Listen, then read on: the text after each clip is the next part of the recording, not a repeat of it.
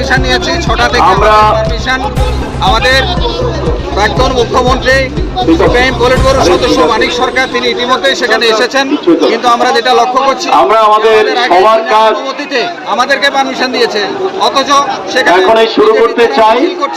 বিজেপির তারা শাউটিং করছে, যে কারণে আমরা এখানে সভা শুরু করতে পারছি না। পুলিশ সেই ভূমিকাটা গ্রহণ করতে পারছে না, তাদেরকে করতে পারছে না। তাদের দায়িত্বশীল নেতারা মন্ত্রীরা সেখানে রয়েছেন, নির্দিষ্ট সময় করছেন, আমাদেরকে মিটিং করতে দিচ্ছেন না। আজকে ওরা পরাজয় ওদের নিশ্চিত, নির্দিষ্ট নিয়মের ভিত্তিতে বিজেপি আজকে চলে যাচ্ছে, উঠে যাচ্ছে। সারা দেশের মানুষ বিজেপিকে সেখানে প্রত্যাখ্যান করছে, সবকিছু তারা বুঝতে পারছে, যে কারণে তাদের পরাজয়ের আতঙ্কে তারা ভুগছে। এই জন্যই আমাদের সভা করতে দিচ্ছে না। মানুষের মুখের ভাষাকে তারা কেড়ে নিতে চাইছে, জোর করে ভোট করতে চাইছে। আমরা এর বিরোধিতা